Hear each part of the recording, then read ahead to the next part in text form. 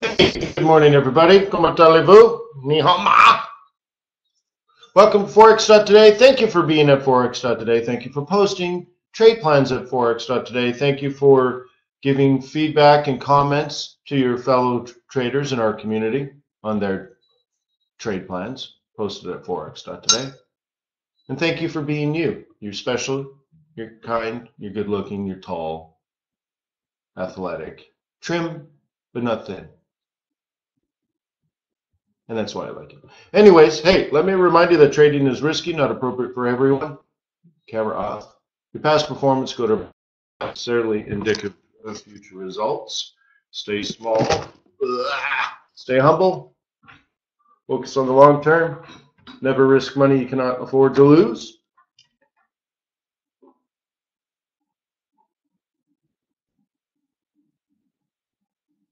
So hello. My name is Wayne. Nice to meet you. I'm a foreign exchange trader. Been trading a very long time. Made some mistakes along the way. Picked myself up, kept fighting, and somehow I survived this long, and I'm here to teach you my secrets of survival.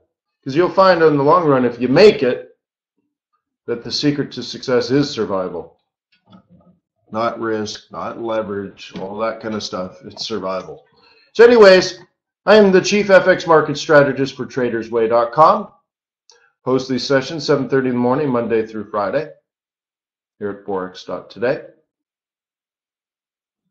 We want you to at first survive and then thrive as a currency trader. So that's why I'm here. So let me know how I can help. You are the boss. I am a humble currency analyst here to share. But I'm not going to tell you what to do because, I don't know, you shouldn't take trading advice from a broker. It just doesn't make any sense. But I'm here to teach you how to make your own decisions so you can take care of yourself, your loved ones, and be a hero to everyone around you. And oh, I didn't share my screen. How weird. I thought I did. Let me zip over. Hang on. I got to launch the thing. Share. Push free.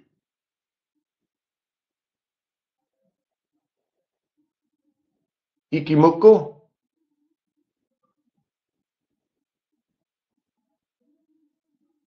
It's not launching. Hello, software. There it is. Yeah, the thing with Ikimuku is traditionally, so I don't trade with it, so I can't as an expert. But the interesting thing is it started with like daily charts, USD yen only.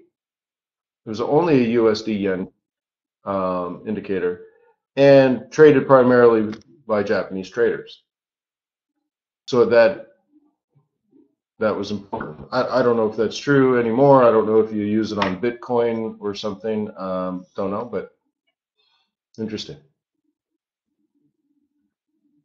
You know, you have to go back. Like, I'm self-taught, and I'm just a regular dude. It complicated stuff slows me down, so I try to keep things as simple as possible. So that's why I look at things like support and resistance in the market, and I look at support and resistance in price action, and well, that's pretty much it,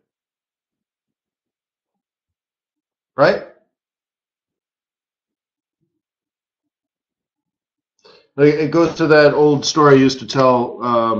I was a speaker at the very first Forex Trading Expo in Las Vegas. I don't know what year it was, 2005 or something. But anyways, it was the very, very first one. Tim Berkwin was the founder. He ended up selling it. But anyways, so I did my webinar, seminar, Strategic and Tactical Forex Trading. It was the first time anyone had ever heard of it at first, you know. So anyways, so I go out there after I did mine. I'm like, hey, I'm in a Forex conference with a whole bunch of professional Forex traders. I've never met a Forex trader before. I'm so excited, right? I'm like, oh my God, there's other Forex traders. So I went to some other presentations to see how other traders trade. Because as far as I knew, I was the only Forex trader in the world, right? I'd never met another one. So this guy, he goes into his Gartley pattern thing, and the whole time he's doing, this has to be 45 degrees of this, and this has to be that, and that has to be a fib ratio of this. And I don't know anything about what he's talking about. Because I'm self-taught. I'm like, I don't know what the hell he's talking about, right?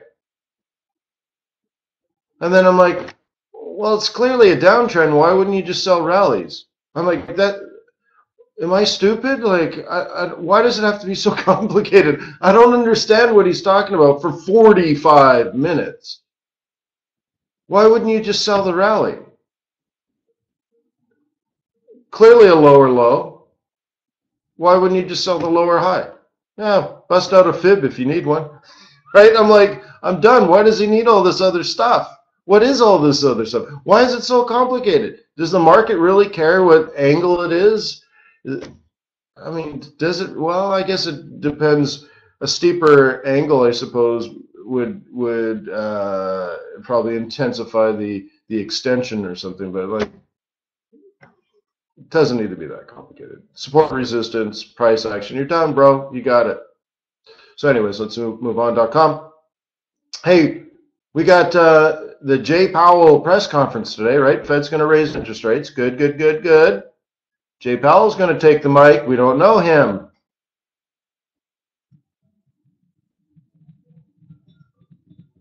Could be interesting. We don't know what he's going to do, what he's going to say, what his personality is going to come across as. I mean, some people know him, but the general market doesn't, right? So the general market's going to learn something about Jay Powell. And there's always, always, always the possibility in the first 3 or 4 meetings that he screws up and says something wrong or says it the wrong way. Now, it's usually the nerdy birds that do that because, they don't typically speak to people without PhDs. So they come out and now they're talking to Wall Street, which is a bunch of jocks. I mean, look it up. I mean, Wall Street hires a lot of people, a lot of athletes, because they're used to teamwork and drive and discipline. It's so that, that kind of thing, right? So the nerds usually come out and talk to the jocks, and the jocks, like, it doesn't translate well. I think Jay Powell is a little closer. He's a little less of a nerdy bird, right? Right. So anyways, but that could be an interesting event. So I don't know if I'm going to be available for us to trade that as a community, but if I was, would you be interested?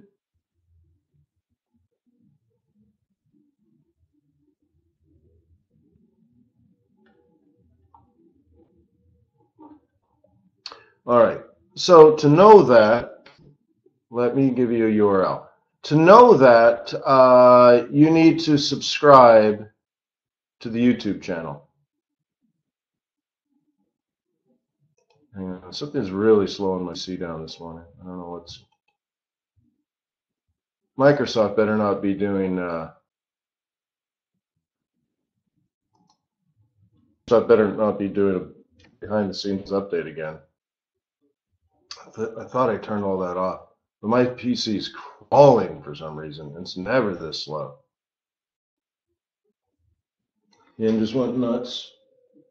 Yeah, in the wrong way too, huh? Hang on. Oh.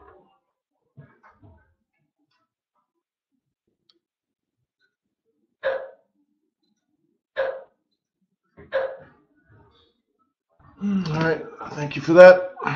All right, YouTube.com. I see. I can't even. It's so slow. It's hard to type.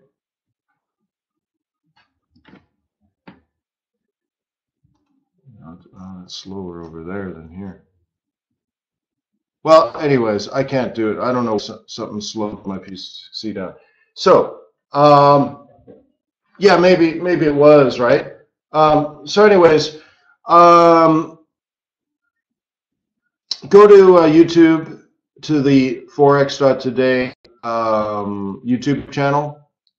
Subscribe, and you can turn a little alert on. So I think it's cool. So I have it on my phone. So whenever I live stream, it just goes bloop, live streaming right now, and you can just click the button and you're in the live stream. It's really nice, right? So if you do that, then you'll know. It would be about 1:45, I guess, about 15 minutes before the event. If I got the time, if I can be around that, let's say hour, then what I'll do is I'll just log into the YouTube channel, live stream, and you can join me. What do you think of that? And I'd like to, obviously they're going to make the interest rate decision, but then it's going to be the press conference that I think will be interesting.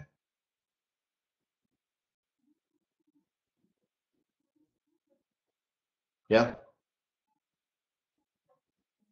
And that way you don't have to hang around, right? If you turn the alert thing on, boom, you're alerted. Cool. So anyways, let's see, moveon.com. Okay.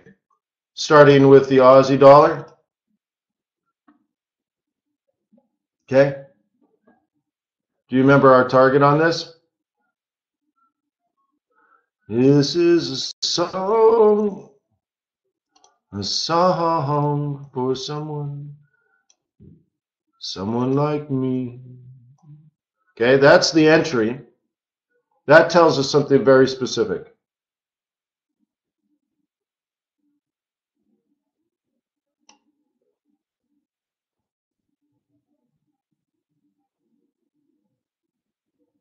And it's down here.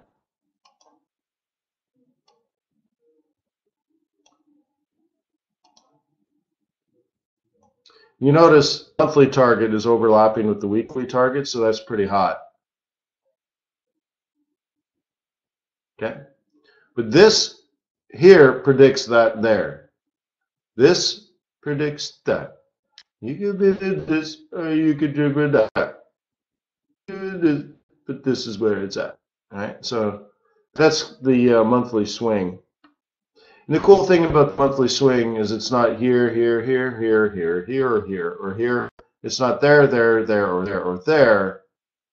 It's only at that little orange X. And what's trippy is we knew that the week before, if that was the top, that would be the top. So once again, if you were just simply a bear and took the swing short, that's all there was, and you're like, oh, I hope this goes down. But it's not like you're genius or anything, right? It was just simply you were a bear and you waited for your price. Right? It's just simply one of the bearish sell zones held, and this one worked out for you. Bulls would have bought it sort of down here, and it wasn't a perfect entry, and maybe that's what that was hinting for. But a bull could have just as well found a way. I think we were talking about this being the entry here, right? And you can see this. This is a 1, 2, 3, a higher high, higher low, roll reversal type thing right on the monthly. So if you were a bull, you absolutely had a chance to buy it. Great. In this case, you didn't do anything wrong. You did actually everything perfectly. And you had an opportunity to make some money, right? You would have been long, what, 77.50, and it went up to 79. I mean, look, 100, 150 pips. It's not, it's not a bad beginning to the month. And then you had to wait. Imagine that part too. As a bear, you had to wait that long. But once it happened, it happened. Why? Well, that was the monthly trend to begin with. And this goes back to our conversation of, being short-term long, long-term short, or vice versa, putting the time frames together.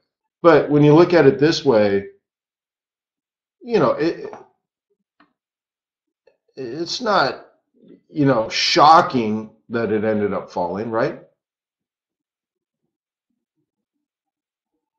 And in this situation, ask yourself, do you want to make a career of buying lower lows? No, probably not.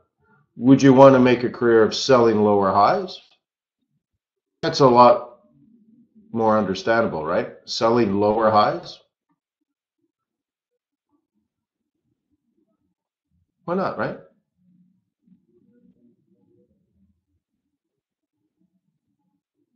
And you can see why or how perhaps these things come together. Now, at some point, I would love for the Aussie dollar to recover.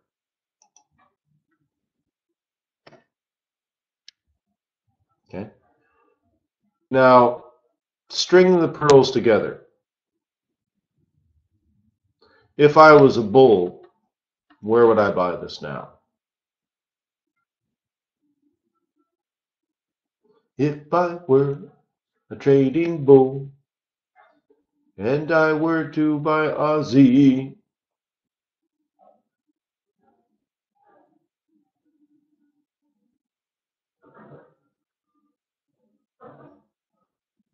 yeah, the lower X.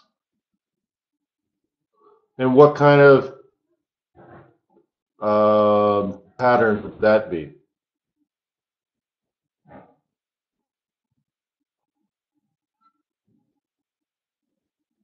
Yeah, but double bottom. So then when you're even down here now, you can look for certain patterns on smaller time frames to confirm the up, knowing that if it did go up, it may create that double bottom.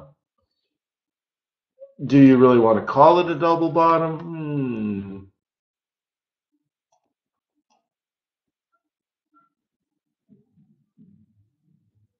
Yeah, we'll do it like that. You can draw it like this, you can draw it like that.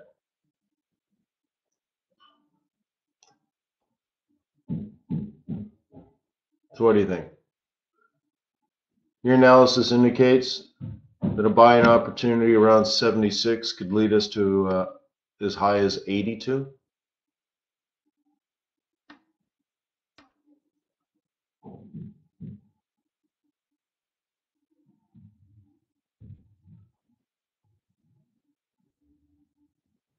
That'd be about right.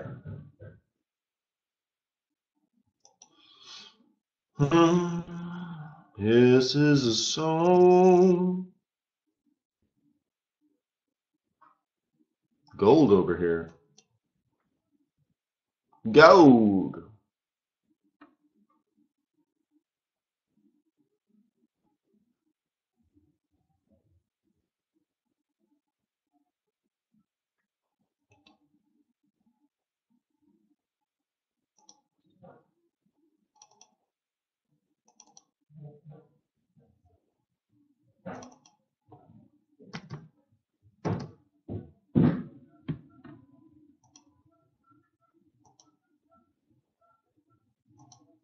A little better. Cool. So, gold.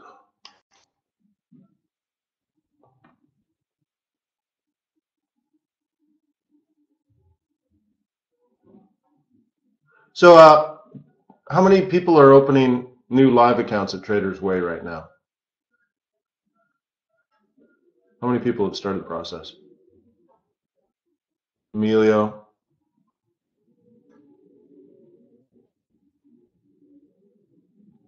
Renee,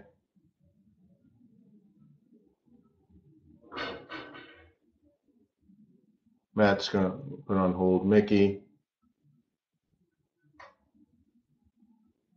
Unai? Hope I said that right.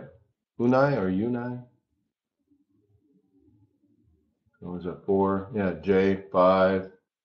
Henley. Cool.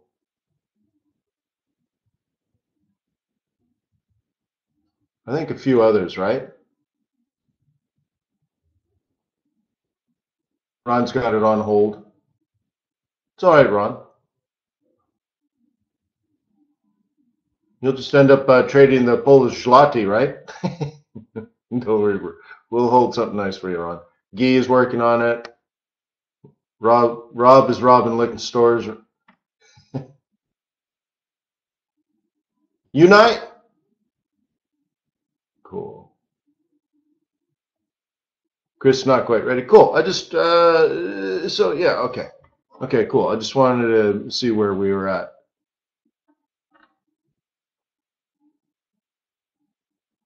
Well, Ron, Peter, and Rob, they're out on the streets. Liquor store to liquor store, starting a hedge fund. Yeah, would you like to invest in my hedge fund? I'm very interested. You have my attention. I've never thought about that. That'd be the best way. No, probably wouldn't be legal or ethical.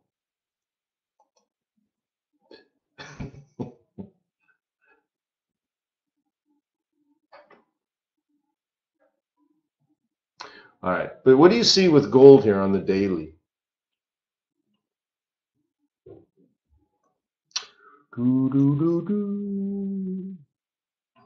Peddler's license.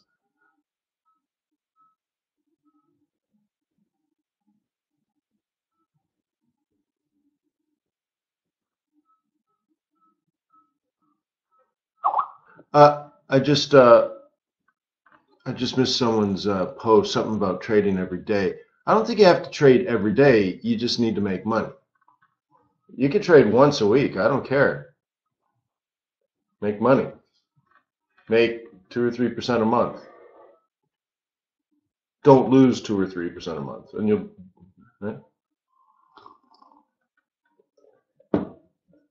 All right. So whatever. So on the gold here, I see a monthly support pivot acting on the market right now. I also see a weekly support pivot acting on the market right now. If, you hear that? If you are a bull, you're in a buy zone. You can draw it in multiple ways. Skin your rabbit, whatever, however you want. But if you're a bull, you're obligated by law to consider this, right?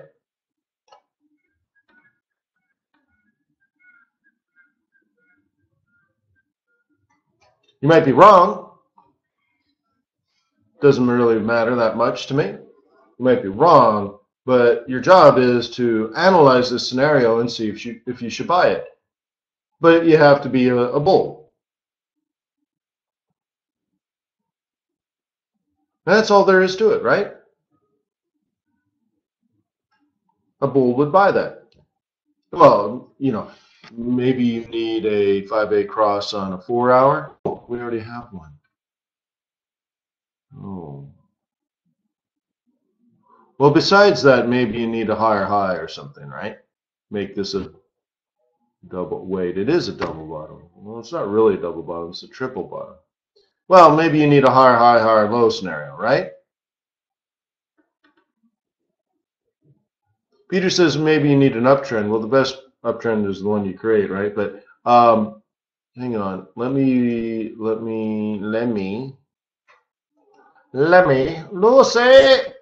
right?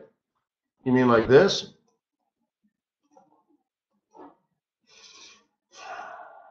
Is that what you need? Peter Rama? Petester. Yeah. I mean, I don't know, right? Would you want to buy it, let's say, down here? Yeah, but it would be a lot less exciting. You'd probably consider it range, right? If you bought it down here, same sort of thing, you're kind of like range. Would you like to buy it down here? Sure, except you don't have the monthly pivot play. You see? So a big part of what I'm talking about, guys, is this line right here. It's meaningful. Not the orange line below. That's just support and resistance. It's already bounced off a 50% fib, so it already made a 50% retracement, okay? But that was so the first day of the month, okay? And now we're back on a key pivot that says this. That's pretty believable. Okay.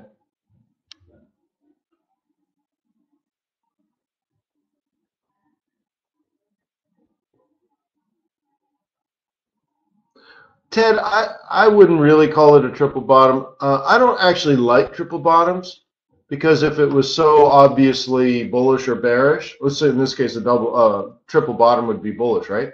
But if it was so obviously hardcore bullish, why didn't the double bottom work? What was wrong with the double bottom? Maybe you're seeing something that no one has ever seen before. So you're probably calling this a triple bottom, and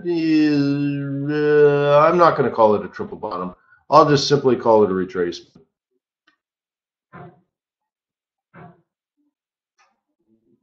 Okay. And my other concern about this trade is this is only marginally a higher high, right? So I don't know.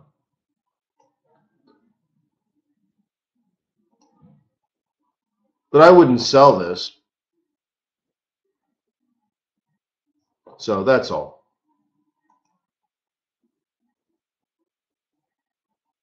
Okay. Now, if someone pulled this here and a lower low below the orange line, that could change a lot for me. But right now, I'm watching this as a bottom on this time frame. Okay. And then you have to ask yourself, well, if you like it long on a daily, I know, right? A daily. Didn't even know MT4 had a daily, Wayne. Boy, this would get interesting, right? And that might be your trade plan. You're like, yeah, I'll buy it, but not today. Maybe tomorrow or Friday.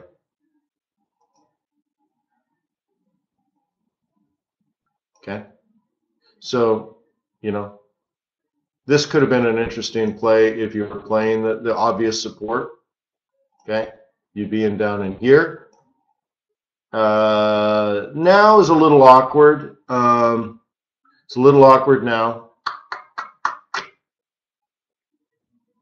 So you have to make some plans, make some judgment calls.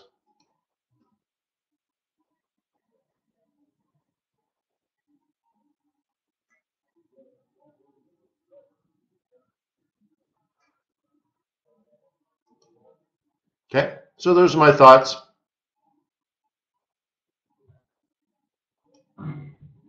Euro dollar.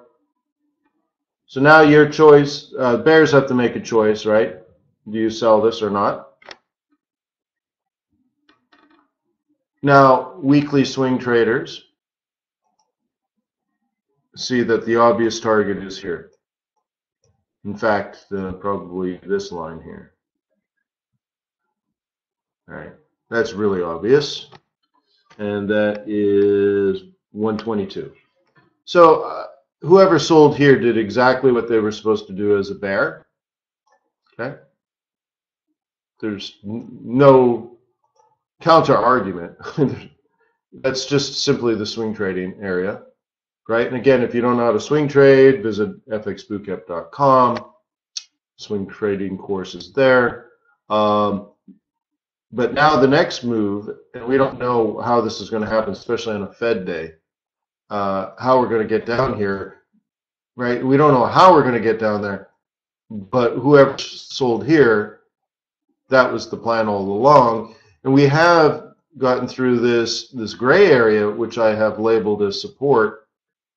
So now that we've broken it, the whole idea is we retrace back to that old support, but this time it's resistance, and then we hit the target.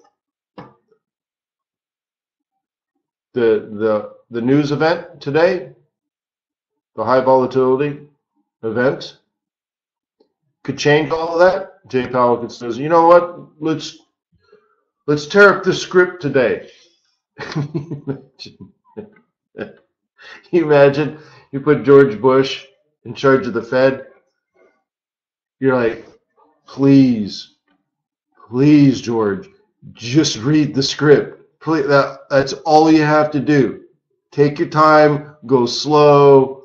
You don't even have to look at the camera, man. Just read the script. Remember those days? I traded through all those days, right? All of a sudden, George Bush is like, I'm feeling really confident today. I feel like a big boy. I'm going to speak off the script. And everyone in the room, all the reporters and stuff would go, oh my God, he's going to say something. And the market would just tank. I'm serious. I'm not saying I'm a Republican or a Democrat. I'm just saying I was a trader during those days. And you could see it, like he'd start getting itchy on the podium. And all of a sudden he'd lean on one arm. He's like, and the market would just collapse. And nothing happened yet. Seriously, it was really true. That's just how it happened. It was funny. The whole world would hold their breath and like, oh no, he's going for it. So,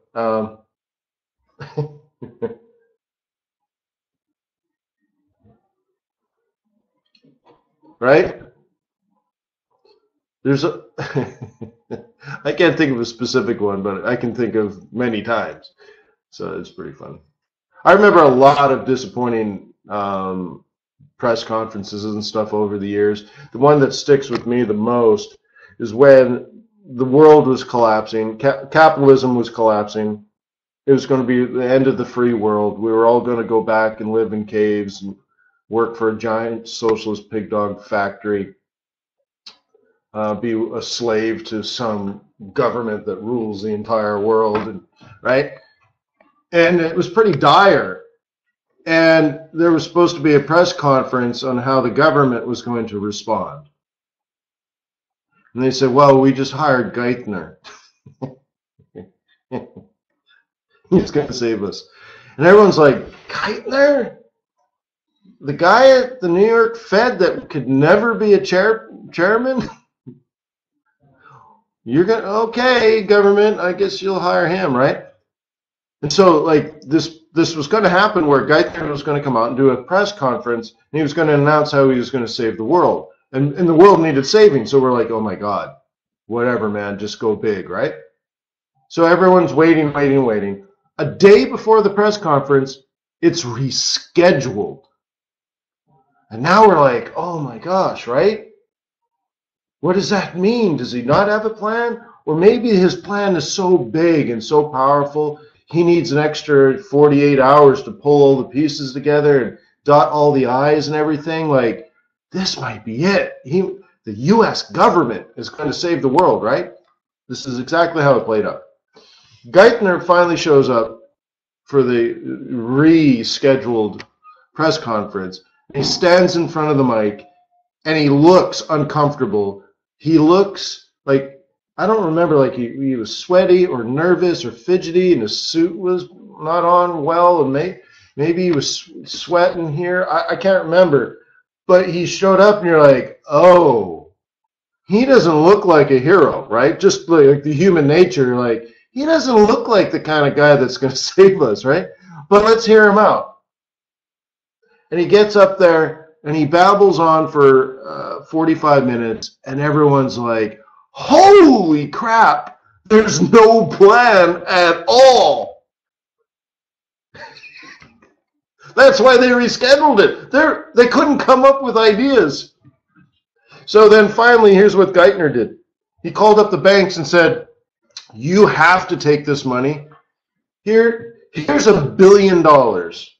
We don't care if you need it or not. Just take it. We recapitalize you. Everything's good. That's our plan. By the way, we're not going to tell you what to do with the money, and there's no infrastructure in place to even track what you do with the money. Just take the money. Do anything you want with it. Don't even have to pay us back. No one's going to track you. There's going to be no regulation. There's going to be no accountants showing up. No one wants to know where it went and how you spent taxpayer money. Just so Mike Thane at the time, wasn't he the one running, I think it was Merrill Lynch, right? And they're like, what did you do with the money? He's like, I redecorated my office and bought a helicopter. They're like, oh my God, what do you mean? Well, what else would I do with it? So anyways, that's how bad the government was. That's how bad the government was. So I pick on George Bush, but I can pick on the Democrats. It was pathetic.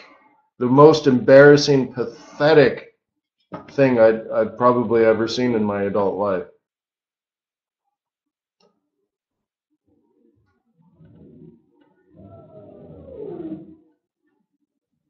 Pretty amazing. $1 trillion just flushed down the toilet. Just like, wow, that was spectacularly stupid. Yes. I digress. Peso on the move, too little, too late, right? Well, not really, sort of. I don't think you're actually in there. But check this out. This was the sell. Right? If you remember this whole move up, we projected that this area here would be the sell. And just to be clear and precise, we thought it would happen somewhere between this day and this day. Even though we were rising, we said, hey, it's going to fall. It's going to fall on this day or this day or this day. It's going to fall probably around this price. Wait for it. Right? I think I sold it, got knocked out on this pullback, if I recall.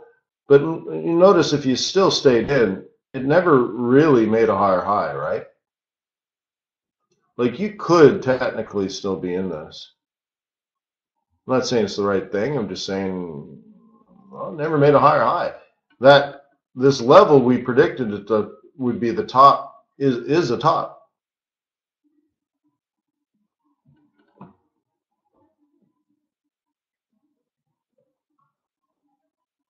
Okay. Stop you on yeah, maybe. Yeah, so I bailed on that, as you guys saw. I just had to get out.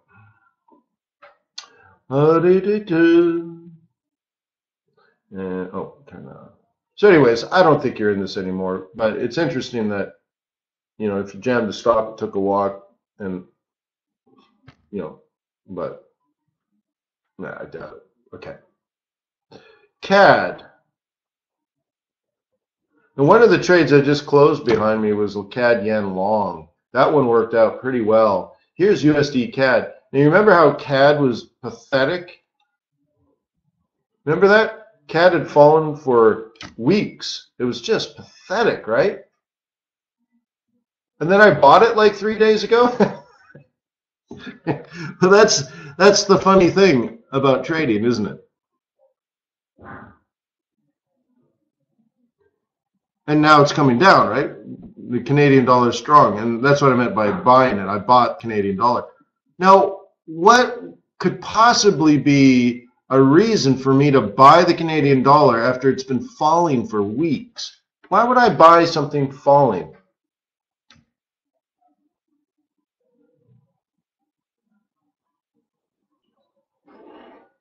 Oil, yeah, okay, yeah. But I have to have a reason for that, though, too.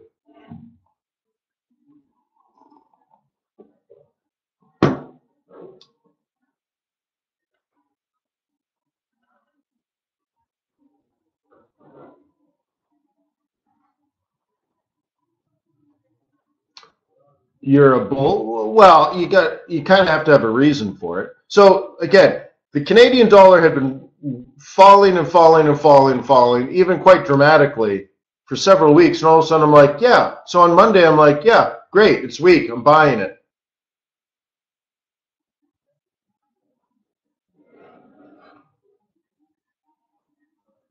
Yeah, well, Martin, I closed the CAD yen one because of the volatility during my webinar and stuff, and I didn't want to give it up. I didn't want to take the risk and all that kind of stuff. Okay. All right. So no one's going for it. All right. On Monday, can you see, right?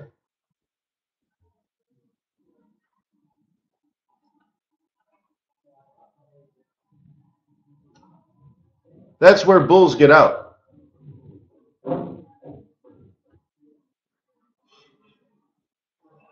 If the market's going to get weak, that's where it's going to get weak. And as Guy said, if I wanted to buy some oil, that would play out well for me alongside the technical move here. Okay. And even though this has been going up, remember, I'm a US dollar bear. Remember that. In the face of interest rates going up in the United States, I'm a bear, so I'm picking places where I want to sell the US dollar. Yeah, CAD yen was doing well. I can't remember. I think it was up 100 or 150 pips. I don't even know. But yeah, it was one of the better trades. Oh, show. So anyways, you guys see that now? If I was a bear, where are the best places to sell this? I don't even see another one. Right? So do you see that as well? Like as a bear, maybe last week I'd say, well, maybe if it tops out here at the M4, oh, didn't top out there. So it's just like, oh, it's gone.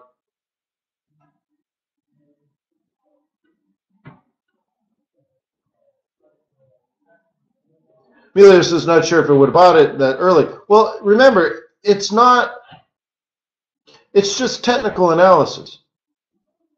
That is the exact price to expect a fall. So at some point, you know, you're on the clue train, right?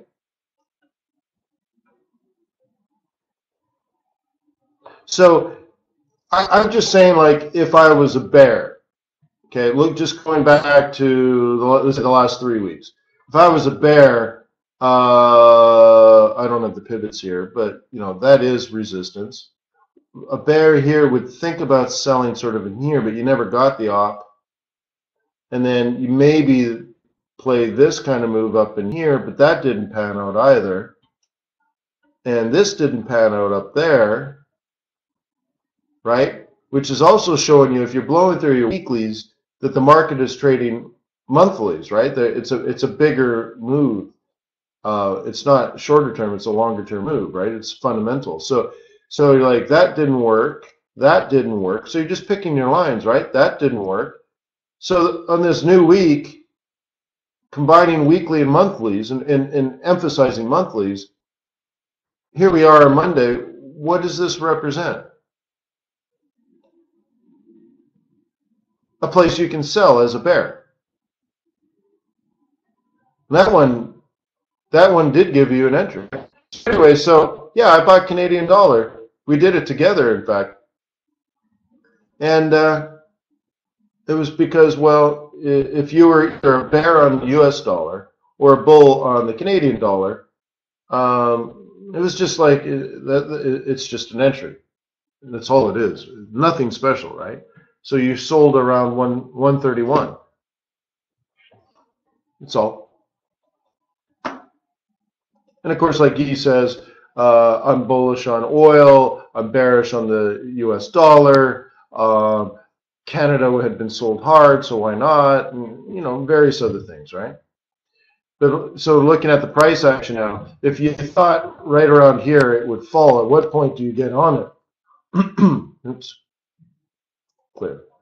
If you thought ahead of time, for days you had this planned out, you're like, hey, I wonder what it'll do here around 131.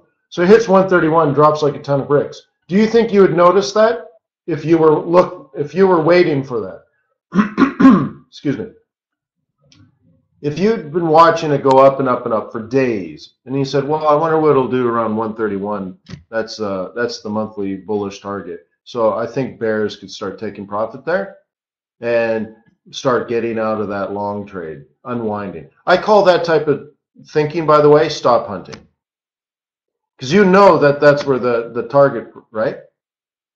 So anyway, so it's going up and you're like, yeah, I'm a bear. I'm not in the market, and I think somewhere around 131, the market's going to turn in my favor. So I wonder what's going to happen. Is it happening now? No. Is it happening now? Doji kind of means top, right? Hanging man, that's the first part of a reversal. Hanging man, right? Or not, no, that's not hanging man, is it? No, whatever, hammer, what do you, I don't care what you call these things, right? All of a sudden you're like, whoa, holy crap. Whoa, holy crap. Whoa, holy crap. Whoa. I mean, at some point you're like, yeah, I think it's happening. So once you've decided that this move now is a lower low relative to previous candles, what is the trade plan? Technically, your strategy now is to sell. You've decided that. That's the strategy. What is your tactical entry? How do you actually sell this?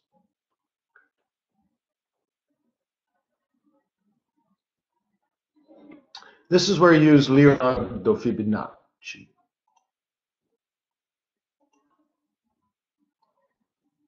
Okay?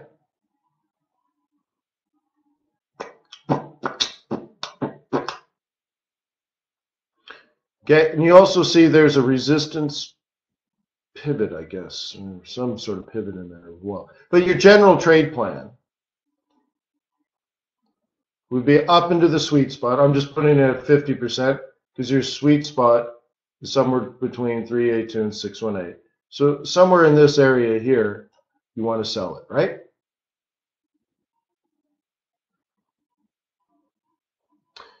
Cool. So it actually made a 618 here and here, which is fine. What does a 618 predict? What did I put in a book 10 years ago?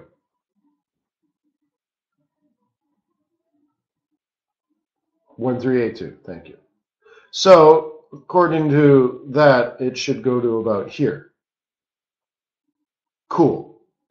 Now, as a price action trader, let's get rid of fibs. You could just keep fibbing this all day, but let's do another tactical entry. Using price action, what do I do now after the lower low? What's the tactical methodology for entering a new lower low?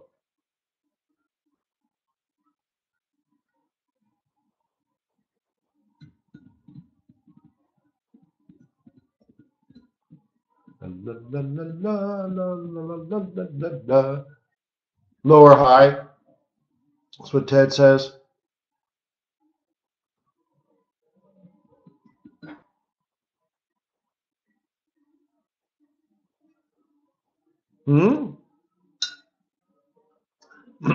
This is interesting. Role reversal. Thank you. I like that answer the best, Rob. This is good. I love when I ask questions, and I hope you don't mind that I ask so many questions, but I just learned that, or at least now I interpret your response, is you're not very, we need to focus on some price action. Because every once in a while I'm like, oh my God, they don't know how to trade this, right? So I don't know what you don't know. And it's always interesting to find out, right? Right? Like, oh my God, they don't know how to price action. Like, oh my God, right? Holy smokes. So what I do is when it makes a lower low, I look left and I highlight the old level of support. I drag it right. And somewhere near this zone, I want to start looking to sell again. And I will do this, let's say if I'm actively trading, 10 times a day. Okay. So once it makes a lower low here, I come up, I drag this across, and now my new plan is to wait for price to retrace back into this area, in which then I would like to sell again. Okay. And of course it did that perfect right here. Just standard, basic trading 101.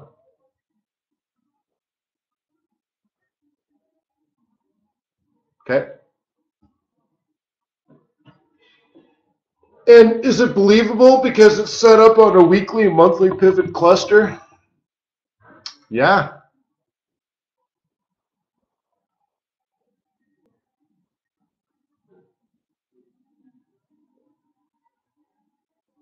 Do you feel bad for the bulls that just didn't know that they were supposed to take profit?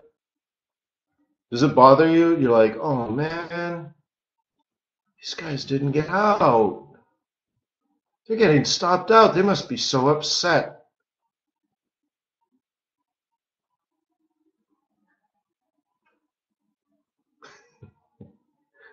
Yeah.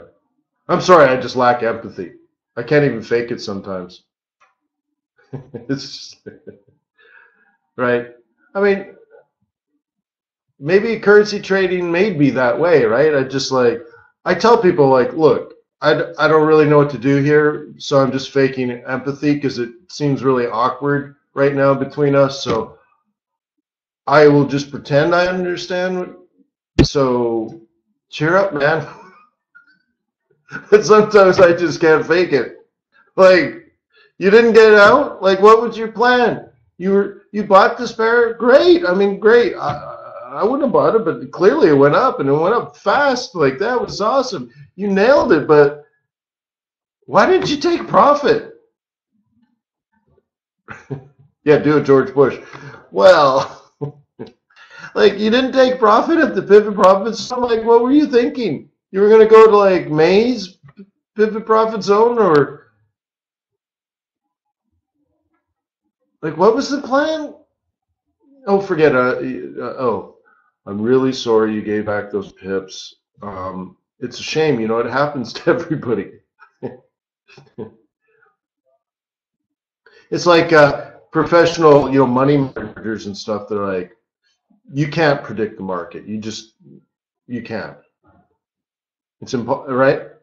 It's impossible. And I like to think you're like, yeah, you're right. You're totally right. You're absolutely 100% right. You can't predict the market. For you, it's impossible. I totally agree. But me and my Forex crew, we are the market. Right? So anyways. WTI. So I've updated the template, and it looks like I got to do it again. So let me just do that now while I'm here. I want to move this watermark. It doesn't quite fit in properly. I think it fit in one time frame, but not a different time frame.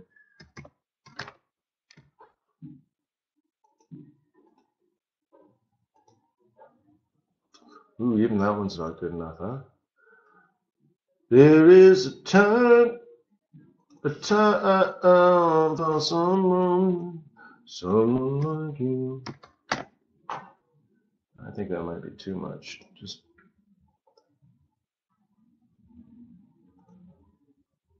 all right.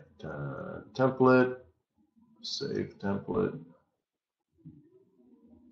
Someone like me.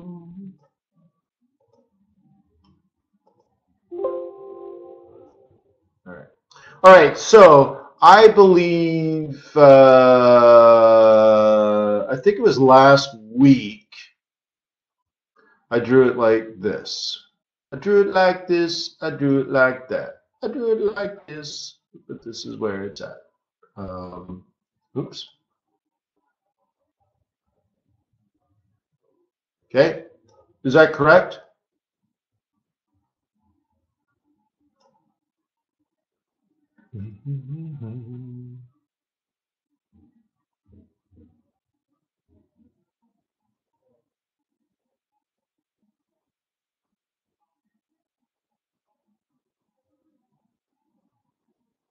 Anybody?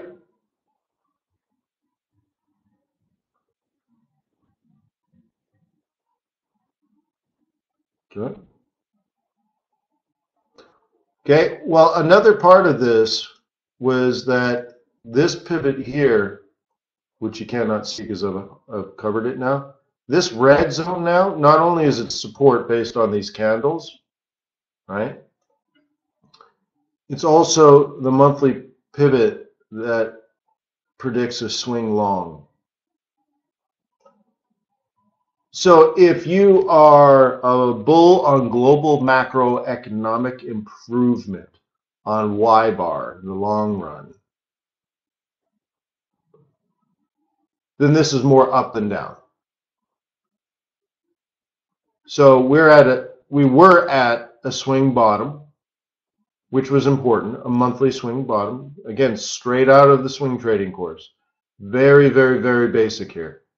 If you happen to be a bull, you were right on top of a bullish area. Now, you have to combine the two. How would you be bullish? Well, again, it's a global macroeconomic play. It's a supply and demand issue.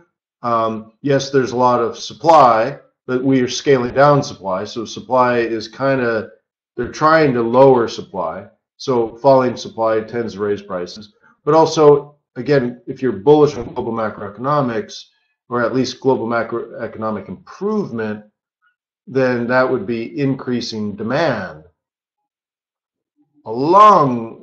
Slowly increasing demand with maybe slowly falling stockpiles.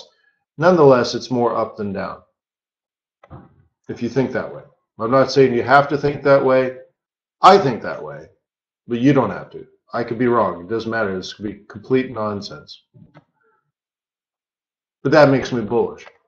I'm just saying, that part makes me bullish, right? So we were in a range, but we're closer in here. All right. Now on Monday, when I started buying the Canadian dollar, and when the USD CAD was at resistance, what was oil doing?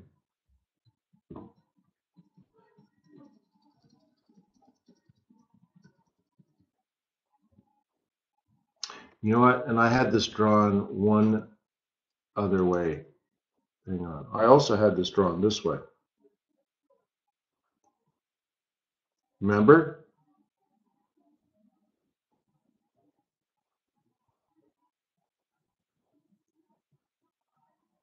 I believe that's how I had it.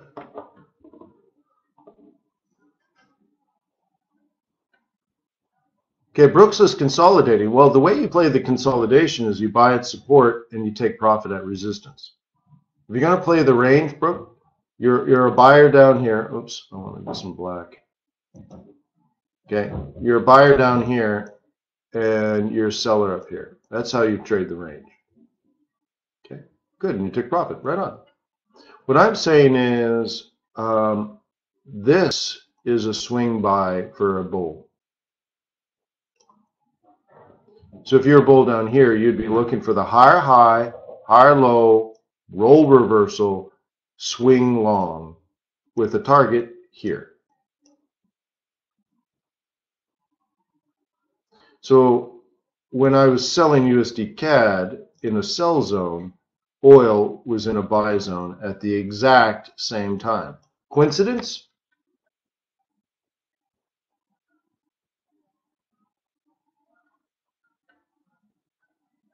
Really, right?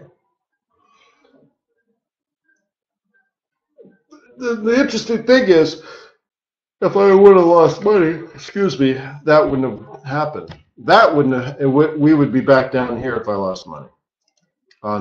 Remember, I bought CAD yen, the most pathetic currency pair for weeks on end. Why would I buy CAD yen, right? The worst currency you could possibly have bought was CAD yen. So I bought it and made money. Why did it work? This is a monthly swing pivot. This is a weekly swing pivot. And I'm generally speaking more bullish than bearish. Okay. Cool, right? So just trying to sharpen your saw for technical analysis.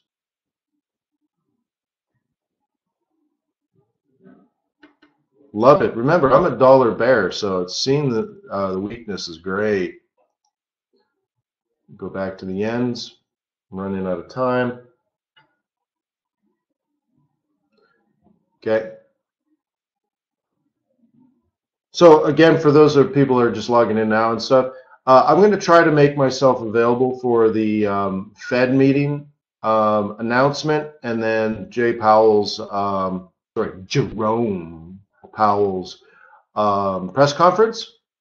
I'm not 100% sure I'm available, so I'm going to try to do it. So here again, here's what you need to do. Go to YouTube, go to the Forex.Today page, subscribe, right? And you have the opportunity when you subscribe to say, hey, do you want alerts when Wayne is live streaming? Okay, that's all I'm saying. So what I'll do is, if I got the time and I don't know, I'll just like go there and I'll turn on the live stream, and all subscribers are going to get alerts as long as they turn that part on, right? And all of a sudden, boom, we're live, and I'll do it. I'll stream it live on the Forex.Today YouTube channel.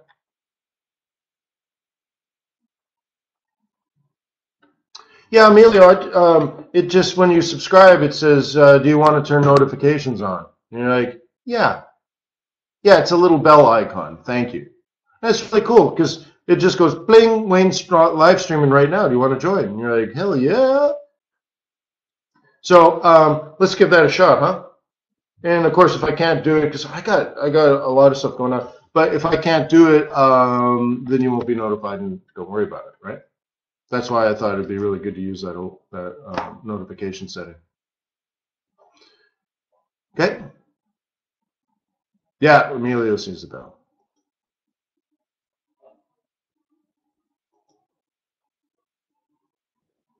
Cool. Okay. There's the double bottom we predicted 3 weeks ago.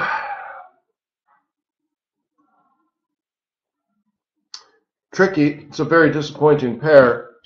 I do want to buy this, and I did buy it, in fact. I think I just took a 50 pip loss on that yen strength move. Yeah, it's a little disappointing, this sucker. And I know that going in. So I'm trying to tiptoe in, because remember, I think in the next 6 weeks, these pairs are going to slowly move up, right? So I'm taking shots at these bottoms and stuff. Like, look at this, right? One of the analogies I like to make is, if you had to stand in front of a judge and jury every time you took a loss, you had to appear in front of the court. And you have to prove your case. Why did you take the risk? What justification did you have? You're like, well, I'm a bull, and I identified this as a support. And on the smaller time frames at that support level, it turned bullish. So I bought it. I put a stop. And after that, it collapsed again, and I decided to remove the risk. And they're like, oh, okay, well, that's cool. Keep up the good work. Right? But if you're like,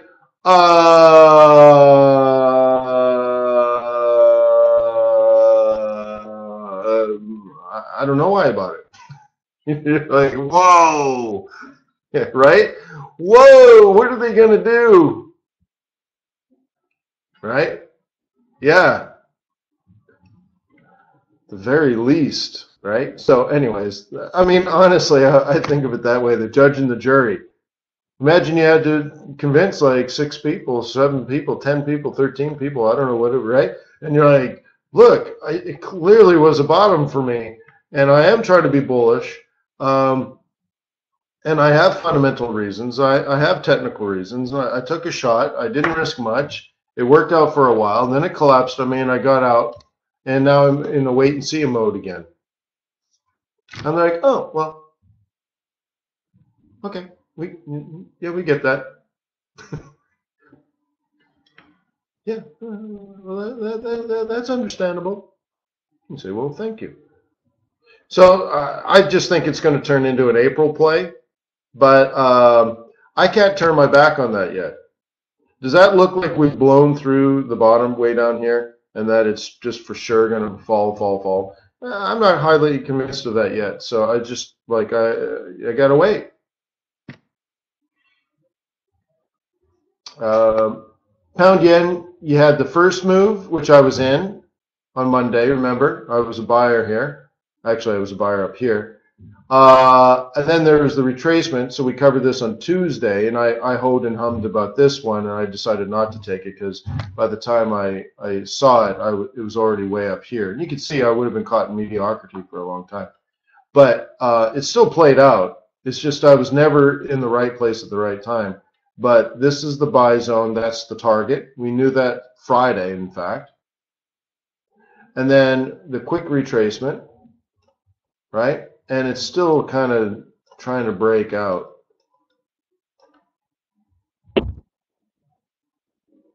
Yeah, Barry, we'll do it. Yeah.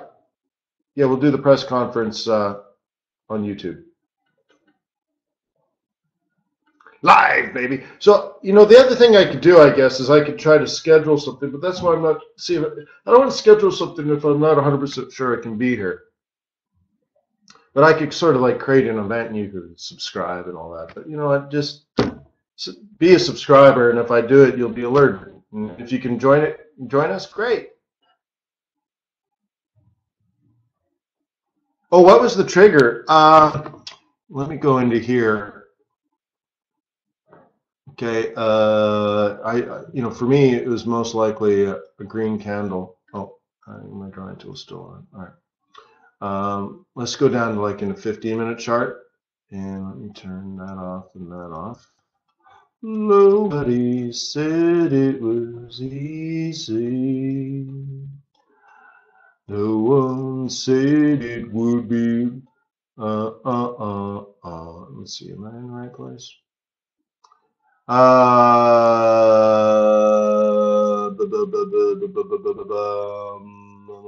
think I just bought that green candle.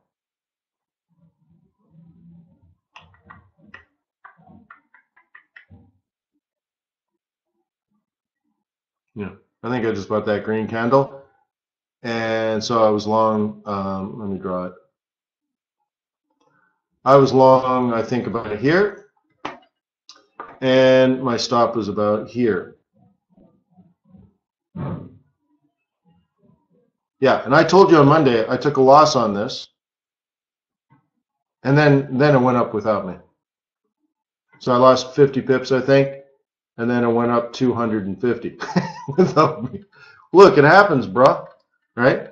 And then this was the obvious retracement. This was the 50% retracement.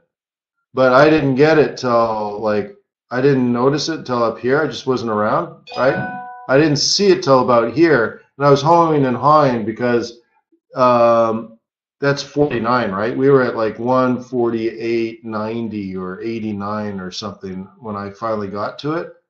And I'm like, look, there's a big difference between 90 and 50. The 50 is so straightforward, unbelievably obvious, that it bothered me. I'm like, well, I shouldn't buy it. I can buy it.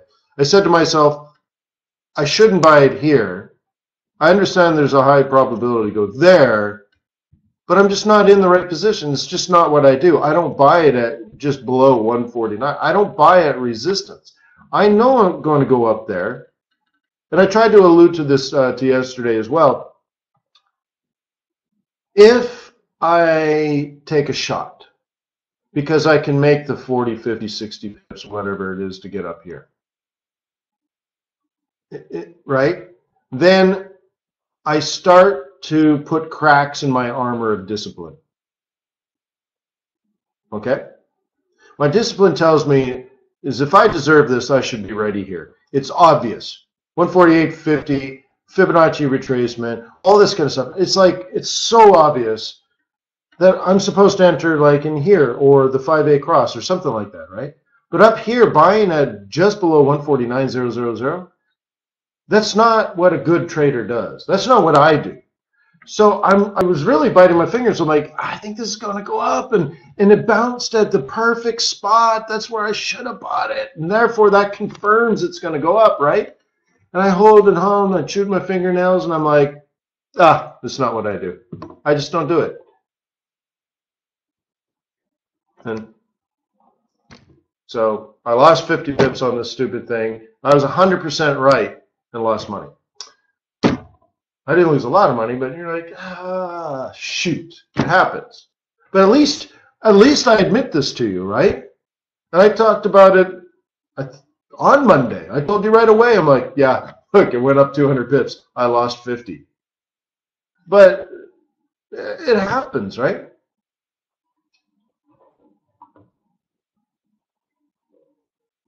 Oh, say it again. So once you stopped out, why not ran? Well, why would I do that? Why would I get out if I was confident it was going to go up? See, to me, Chris, that's over trading. You might as well have just stayed in, right? I got a sign. Okay, let's back this up then. Let's back this up. Back it up. Back it up. Hold on. Okay? My plan on Friday and Monday was simple. Okay? Let's clear it up. It's going to go here. I never thought anything else. Not even for a flash second. Not a nanosecond. Nothing. That was my only plan. Okay? My mistake, first of all, my entry was piss poor, but sometimes you got to do that. I was in the zone, but not at a particular price. But I think we did talk about it Friday that we were in a place where if you bought it, you would hold it all next week. Right? I'm not 100% sure on that, but I probably did because I would have known that buy area. I would have known 147.50 on Friday. Stuart says, what would be best entry? Well, not that. 147.50 would be the best entry. Yeah. Okay. So anyways, I knew that on Friday. I knew it on Monday. It just seemed like it was go time. I got a green candle at the open of the market, all that kind of stuff. Great. What I should have done is put my stop below this lowest low. And I put my stop below this lowest low.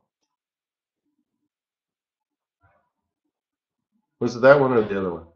It was this one, right? I put it below this lowest low. And instead, that should have been where I bought, and then I should have put my stop lower than that. I don't know. Either way, I might have got knocked out for a loss. And sometimes that just happens, right? And then, like, why didn't I get back in? Well, when I woke up in the morning, we were here. Like, I wasn't available, right? That kind of stuff. You know what I mean? Yeah, Stuart. Yeah, you dropped down. That's right, Stuart. You read my book, I assume. Strategic, right? You have a strategy first on the higher time frame, or in this case, just swing trading. That's my strategy. The strategy dictates everything. So I'm like, all right, I know what my strategy is. And then the other side is tactics, right? And that's lower time frame entries. That's reversal patterns. That's moving average crossovers, all that kind of stuff on a small time frame that conform to your strategy. Now, most people I see just have tactics. They're all tactical, right? Which gets you nowhere quickly. So in this case, I know on Friday I wanted to swing trade this. There's no doubt, like absolutely no doubt. On Friday, I knew I wanted to swing trade, and 147.50 would be like the perfect long. That would be it. So what I should have done, in particular pound yen, you basically need to cut your lot size in half and double your stop. Double the powder, shorten the fuse, right? And you're like, no. Double the fuse, use half as much powder, right? You're like, whoa, this one's dangerous. So, anyways, my stop should have been lower than this. And typically, if I can, right, if if I had done what I teach, like what would Wayne do? Well, what Wayne would have done, if I were me, what would I have done? I should have bought here, and my stop should have been here. Problem with pound yen, my entry is 147.50, my stop is 146.50. Okay? I should have had a 100 pip stop.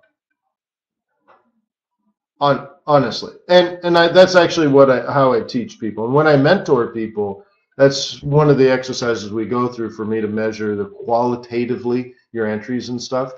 I should have done it, and you can see why now. Like, well, that would have been great, Wayne. Yeah, I know. I effed it up, and I admitted that on Monday. Totally effed that up. His poor entry, crappy stop, and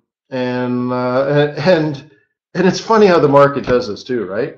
It only rallies to that degree with that velocity only when I show up with a B game or a C game, right? I show up and like the market just knows, like, look at Wayne, look at Wayne's long. I know what he's thinking.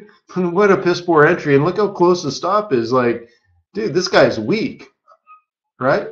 I'm gonna put footprints on his back, right? And boom, I just got crushed. Lion den kind of stuff in there, right? So that's what I should have done. I didn't do it, and I paid the penalty, both on the loss and missing the win, which I predicted not on Monday, on Friday. You know what I mean? But at least, and again, I want to go back to this. At least I went clearly through it on Monday. And here it is, I guess Wednesday, we're talking about it again. Yeah, I effed that up. I totally did. But what am I going to do? Hide it from you? Right? What would I gain there? Yeah, no, well, I think I was in five of those trades, right? Something like that. But anyways. Does anyone remember if we went on this or maybe a simpler one on Friday? I'm not sure. Yeah. Yeah, Pavel, cool. Well, Pavel, you've been around a while, right? Like 100 years. So, cool. Well, yeah. 100 years we've been trading together, Pavel? Yeah. Oh, yeah.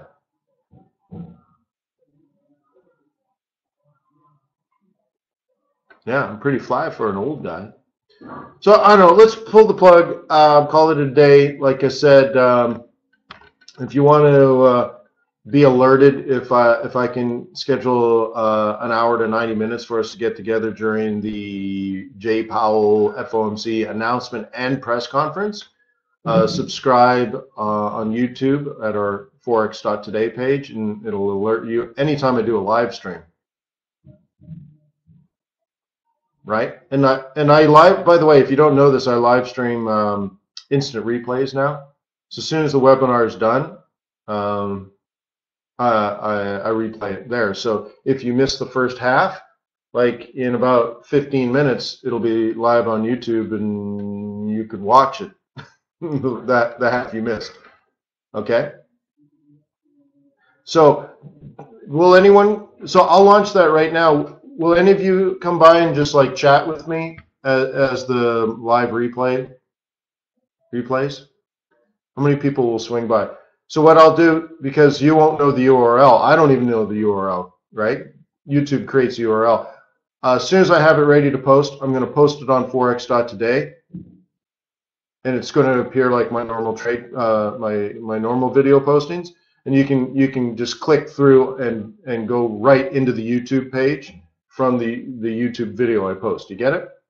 So it'll be it'll look like a video, and it'll be running on the Forex.Today page, but if you click through the video into the YouTube page, there's a chat there, and we can hang out and chitty chat and all that kind of stuff.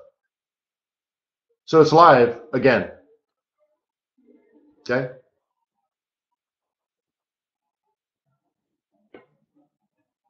Yeah. Is that right, Tabista? It's you have to blame Bhutan for that. It's the Bhutanese fault. All right, so I'll see you later, and then maybe later. Cheers.